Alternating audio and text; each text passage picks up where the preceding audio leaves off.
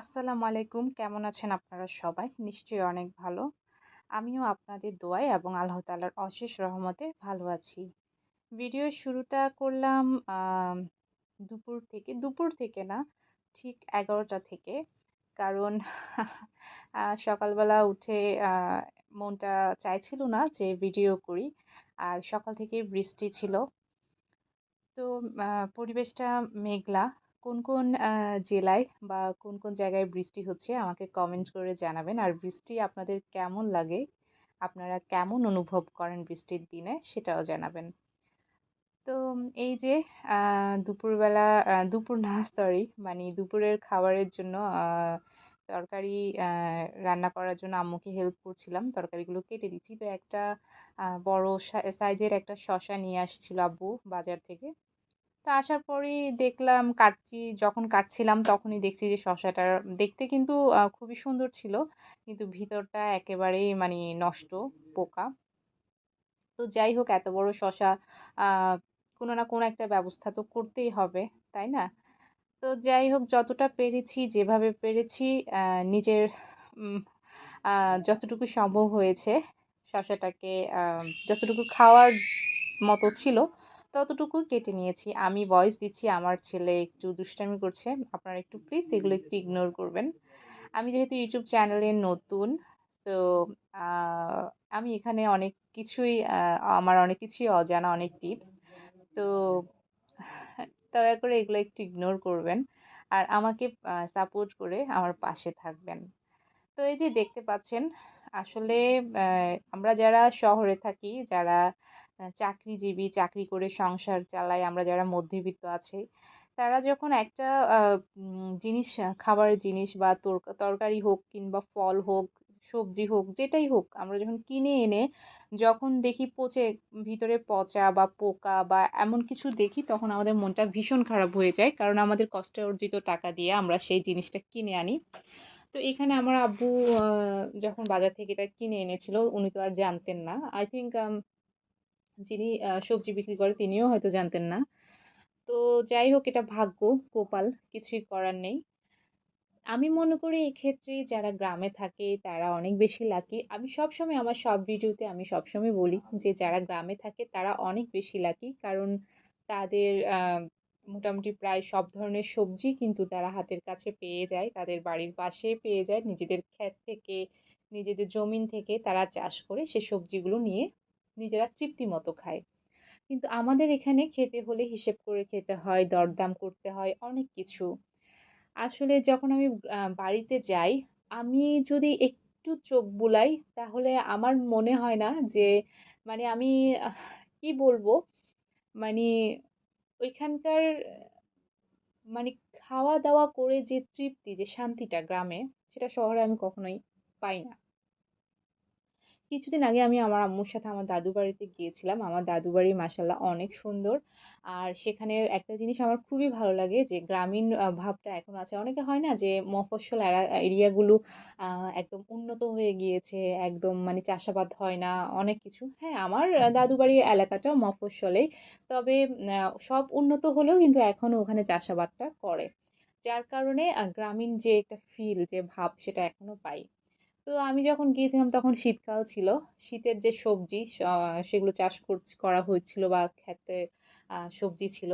তো তখন আমি দেখলাম যে আসলে গ্রামের মানুষের না বাজার না করলেও চলে। নিজেদের পালা মুরগি থাকে, তারপর নিজেদের গরুর দুধ, তারপর ডিম, নিজেদের পুকুরের মাছ। আসলে ওদের না বাজার না করলেও চলে। ৳৫,০০০ দিয়ে অনায়াসে গ্রামে একটা ফ্যামিলি চলে যেতে পারে। কারণ তাদের হয়তো তেল, সাবান আর নুন ছাড়া আমার মনে হয় না কিছু কিনতে হয়। ইভেন তাদেরকে মরিচটা পর্যন্ত বাজার থেকে কিনতে হয় না যদি একটু কষ্ট করে তারা চাষ করে। তো আহ এখানে বলতে আমি সবজিটা কেটেই ফেলেছি। যতটুকু আমি পেরেছি রাখার মতো আছে ততটুকু, তারপরেও কিন্তু অনেকগুলো সবজি এখানে হয়েছে। আসলে আমরা মধ্যবিত্ত আ যারা আছি তারা আসলে কোনো কিছু চাইলেই ফেলে দিতে পারি না। আমরা ফেলনা থেকেও কিন্তু অসাধারণ অনেক কিছু বানিয়ে ফেলি। আর যারা শহরে আছি তাদের তো কোনো কথাই নেই। গ্রামে যদি হতো না এই সবজিটা, আমি ড্যাম সিউর যে এই সবজিটা ওরা খেত না। এটা ওদের গরুকে খাওয়াই দিত। এটা বাস্তব একটা কথা। তো যাই হোক আমার মতো আ কারা এমন সিচুয়েশন এ পড়েছেন কমেন্ট করে জানাবেন। কিছুদিন আগে আমি আম কিনে এনেছিলাম। আ ওই আমগুলোর নাম আমার ঠিক মনে নেই। হলুদ ছিল আমগুলা এবং লম্বা মোটামুটি সুন্দর ছিল আমগুলো। তো আমগুলো যখন আমি বাসায় এসে কাটি তখন ভিতরে এত পোকা ছিল। ১ কেজিতে ৩ টা আম দিয়েছিল। ১ কেজিতে ৩ টা আম হয়েছে। ওই ৩ টা আমেই কিন্তু পোকা ছিল। তো কেজি নিয়েছিল আমার কাছ থেকে ৳৫০ তো আমার ৳৫০ টাকায় পানিতে গেল। আমি একটা আমও ওখান থেকে খেতে পারিনি। এটা হচ্ছে আসলে কপাল। কারণ আসলে ভিতরে উপরে এত সুন্দর কিন্তু ভিতরে যে উপরে ফিটফাট ভিতরে সদরঘাট বলে না? ঠিক এমনই। তো কিছুই করার নাই কপাল। এবারে যখন আমাদের গ্রামে আ আমার আব্বু গিয়েছিল, আব্বু-আম্মু কিছুদিন আগে গিয়েছিল গ্রামে। তো আমাদের জমিগুলো আমরা বর্গা যারা করে তাদেরকে আ দিয়েছিলাম। তো যারা করে তারা বলেছিল যে, "এ বছর এত, এত ধান হয়েছে মাশাআল্লাহ, মাশাআল্লাহ।" আসলে গত বছর কিন্তু আমাদের ডিস্ট্রিক্টে বন্যা হয়েছিল। ফেনী ডিস্ট্রিক্টে বন্যা হয়েছিল। সবাই জানেন, বাংলাদেশের সবাই জানে। ইন্ডিয়ার পানি ছাড়ার কারণে আমাদের ডিস্ট্রিক্টে বন্যাটা হয়। তখন কিন্তু আম চাষটা করা হয়নি। ধান চাষটা করা হয়নি। আর তখন প্রায় অনেকেই কিনে চালের বস্তা কিনে খেতে হয়েছিল গ্রামে। তো এই বছর এত ধান হয়েছে মাশাআল্লাহ, মাশাআল্লাহ কি বলবো? সবাই বলছিল আমার এক চাচী তো বলছে যে, "ভাবি" আমার আম্মুকে বলছিল যে, "ভাবি ১ বছরের ধান হয়ে গেছে। আমার আর কোনো টেনশন নেই।" মানে গ্রামে না ধান, চাল সবকিছু আপনি আপনার নিজের ক্ষেতে, নিজের করা, হাতে করা মানে সবকিছু পেয়ে যাবেন। যেমন এখানে আমার আম্মু আজকে চাল ধুয়ে দিল। এই চালটাও কিন্তু আমাদের কেনা চাল। তো এই যে এখানে আম্মু আম দুই অ্যা কিছু আ প্রায় ৪-৫ পিস মাংস দিয়ে এই শসাটা যেটা আমি কেটেছিলাম সেটা রান্না করবে। আসলে কালকেরও মুরগি রান্না আছে, তারপরে কিছু সবজি আছে যার কারণে আজকে আর বেশি কিছু রান্না করছে না। তো আব্বু যেহেতু বাসি তরকারি তেমন একটা খায় না, তো আব্বুর জন্য একটু সবজিটা রান্না করবে। আর ডক্টর আব্বুকে কিছু স্পেসিফিক সবজির কথা বলেছে যেগুলো খাওয়ার জন্য। আর সব ধরনের সবজি আব্বু খেতে পারে না।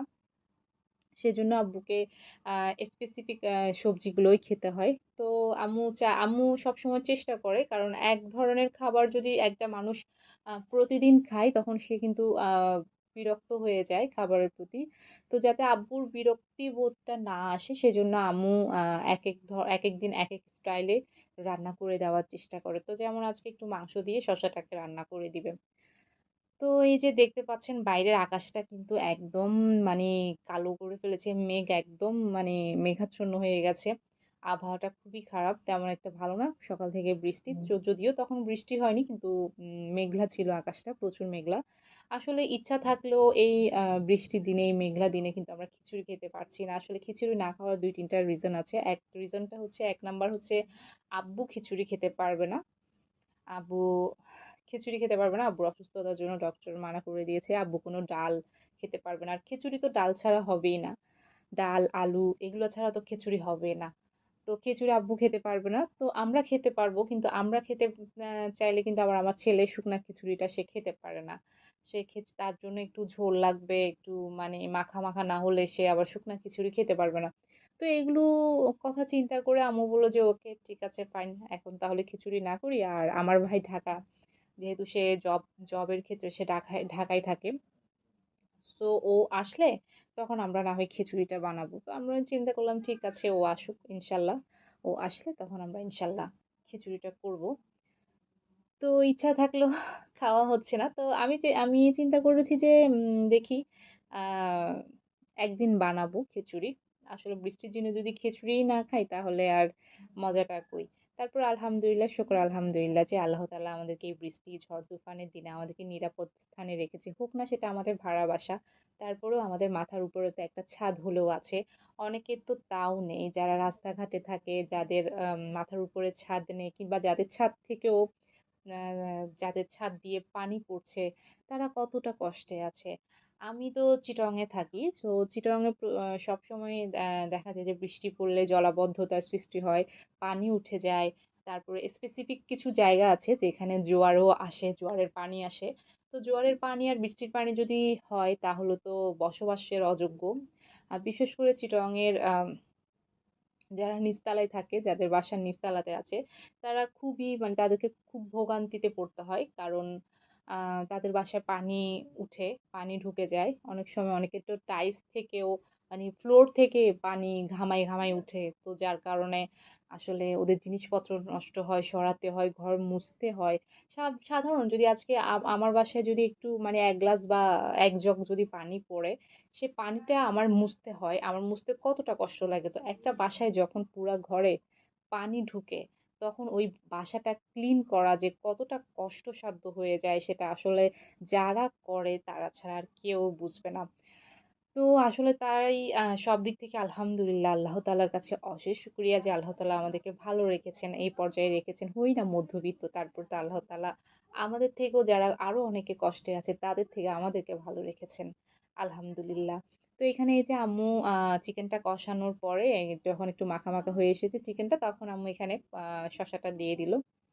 দেওয়ার পরে এটা আবার ঢাকনা দিয়ে ঢেকে দিল। আম্মু বলল যে এই শসা থেকেও কিন্তু পানি বের হবে। আর এটা ভালোভাবে মসলাটা যখন এটাতে ঢুকবে তখন এটা আ মানে খেতে ভালো লাগবে। তাই এটা ভালোভাবে কষিয়ে তারপর রান্না করবে। আমার আম্মুর হাতের সব রান্নাই মজা হয়। আ আসলে একেকজন রাঁধুনি একেকভাবে রান্না করে। যার কারণে আসলে মানে কি বলবো? একেকজনের রান্নার স্টাইল একেক রকম। তবে আমি বলব সব মাইদের হাতেরই রান্না অনেক মজা হয়। আমি অনেকদিন যাবত রান্না করি না। রান্না করার আমার খুব ইচ্ছে। কিন্তু আমি যেভাবে রান্না করব সেভাবে হয়তো আব্বু খেতে পারবে না। কারণ আমার আব্বু আবার বেশি মসলাযুক্ত খাবার খেতে পারবে না। তো জিনিসটা আম্মু বেশি বুঝে। যেমন আমাদের খাবারে রসুন বেশি দেওয়া হয়। রসুনটা আব্বুর হেলথের জন্য ভালো। সেজন্য রসুন বেশি দেওয়া হয়।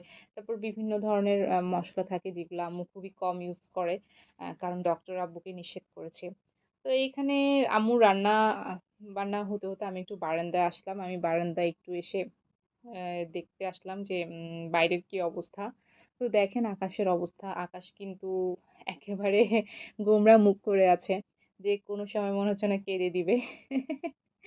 এইরকম একটা অবস্থা। তো দূরের এই যে আম গাছটা দেখতে পাচ্ছেন, এই গাছটা আসলে কি গাছ? এটা আমি আদৌ মানে জানতে পারিনি। এই গাছে আমি কখনো ফল দেখিনি, কখনো ফুলও দেখিনি। আসলে গাছটা কি? আমি সেটা মাঝে মধ্যে চিন্তা করি যে আসলে গাছটা কি?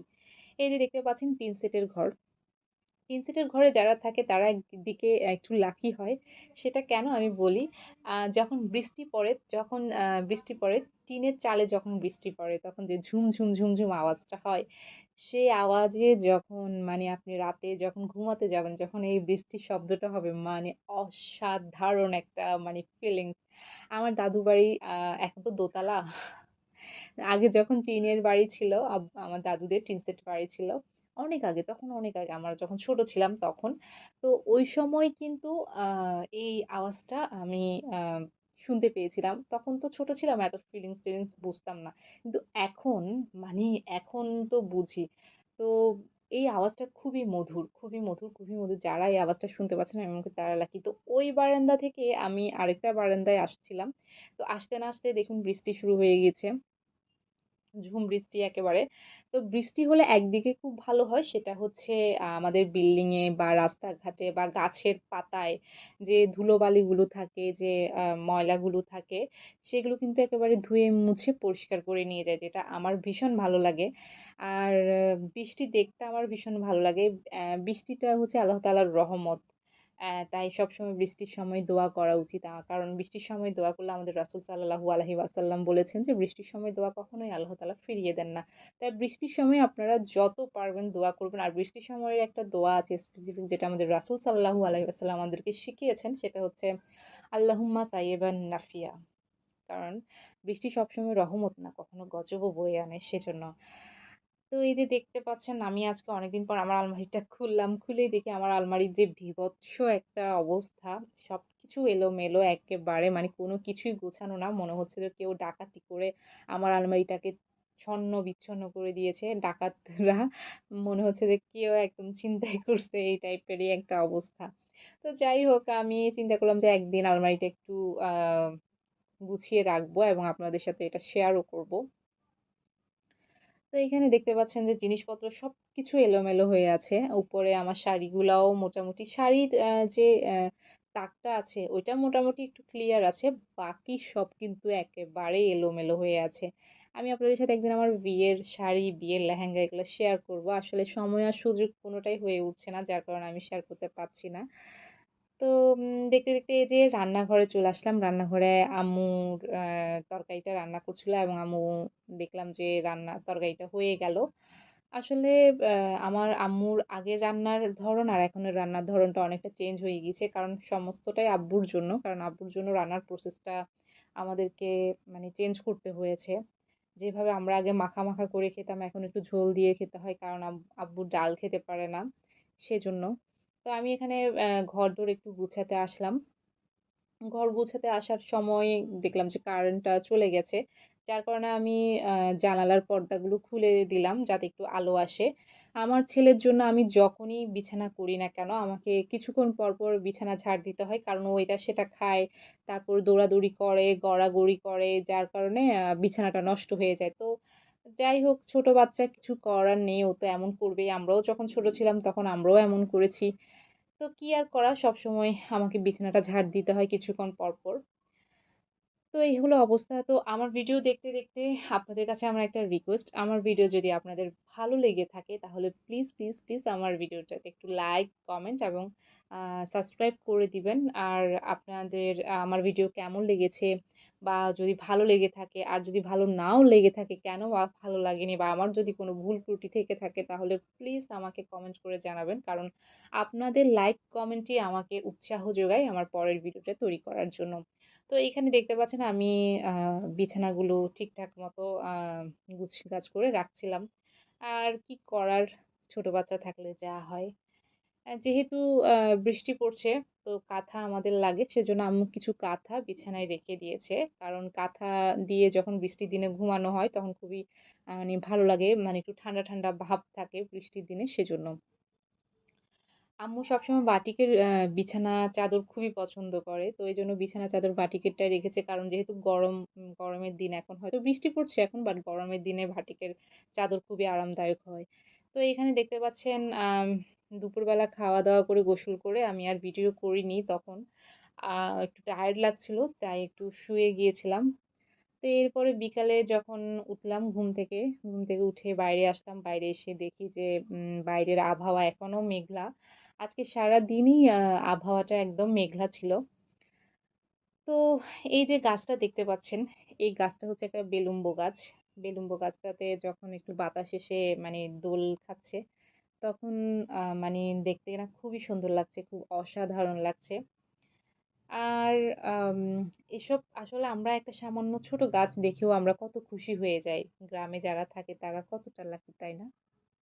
কাদের, কাদের গার্ডেনিং করার শখ আছে, ইচ্ছা আছে আমাকে একটু কমেন্ট করে জানাবেন। তো বিকালবেলা আমি মানে এই গ্রাম বলছি আসলে গ্রাম না। বিকালবেলা এই দৃশ্য আমি যখন দেখি তখন আমার খুবই ভালো লাগে। তারপরে আ এই পাখিদের বসা, তারপরে মেঘ, আকাশ এগুলো দেখতে না আমার খুবই ভালো লাগে। আপনারা হয়তো অনেকে বলবেন, "আপনি তো একেবারে কবি, কবি ভাবে কথা বলছেন।" আসলে কবি না, আমাদের না মন মানসিকতা অনেক সময় সবসময় সব রকম থাকে না। তো এখানে দেখতে পাচ্ছেন যে হরলিক্স ৩ টা হরলিক্স আছে। একটা হচ্ছে ক্লাসিক যেটা আমার বাসায় আমার ভাই-বোনরা খায়। একটা হচ্ছে ওমেন্স হরলিক্স যেটা আমার আম্মু খায়। আর একটা হচ্ছে জুনিয়র হরলিক্স যেটা আমার আম ছেলেটা খায় আরকি। তো এখানে ক্লাসিক হরলিক্স থেকে আমি হরলিক্স খুলে আ ১ চামচ হরলিক্স খাচ্ছিলাম। কারণ আমার না এভাবে খালি হরলিক্স খেতে খুবই ভালো লাগে যেটা আসলে বলে বুঝাতে পারব না। আমিও খাচ্ছিলাম আমার বেবিকেও ও যখন আসলো আমার পাশে দাঁড়ালো তো ও খেতে চাইছিল তো ওকেও একটু খাওয়ালাম আরকি। আপনাদের কাদের, কাদের এভাবে খালি হরলিক্স খেতে ভালো লাগে? আমাকে কমেন্ট করে জানাবেন প্লিজ। তো এই কেকটা আমি আ একটু একটা পার্সেল রিসিভ করার জন্য নিচে গিয়েছিলাম। তখন টাকা ভাঙতি ছিল না। তো এই কেকটা আমি কিনেছিলাম। এই কেকটা অসাধারণ মজা আপনারা ট্রাই করবেন। তো বলেছিলাম না যে একটা পার্সেল এসেছে। তো পার্সেলটা কি একটু খুলে একটু পরে খুলে দেখাবো আপনাদেরকে। আসলে পার্সেলটা হচ্ছে আমার কাজিনের জন্য, আমার ছোট ভাই। আমাদের কাজিনদের মধ্যে সবার ছোট যে তার জন্য। আ ওর জন্য একটা গেঞ্জি অর্ডার করেছিলাম। ওর ছবি দিয়ে প্রিন্ট করা। আমি অনলাইনে একটা পেজ থেকে অর্ডার করেছিলাম। কারণ ওকে আমি গতবার সালামি দিইনি।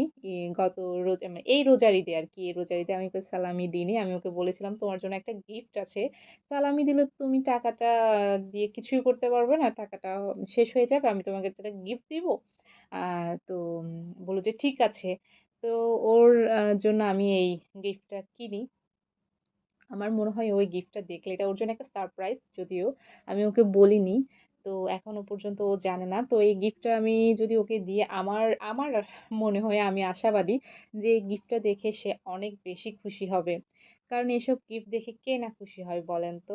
আমার তো গেঞ্জিটা দেখে খুবই ভালো লেগেছে এবং ওদের কাজটা খুবই নিখুঁত হয়েছে।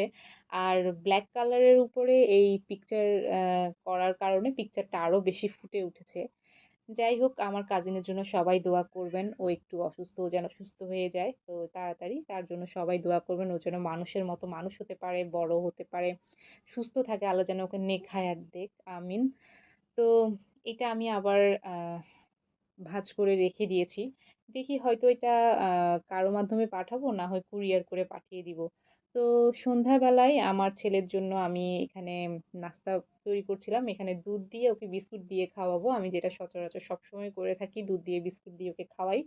তো এই দুধ দিয়ে বিস্কুট দিয়ে খাওয়ানোর জন্য মানে ওকে খাওয়াতে পারি না, কষ্ট হয়। কারণ ও তো ফিডার খায় না। যার কারণে ওর দুধের ঘাটতিটা যেন আম না থাকে সেজন্য ওকে ট্রাই করি। বাট সবসময় খায় না। কখনো, কখনো খায়, আবার কখনো, কখনো খায় না। অনেক সময় অর্ধেক খায়, অর্ধেক রেখে দেয়, এমন আরকি। তারপরেও চেষ্টা করি।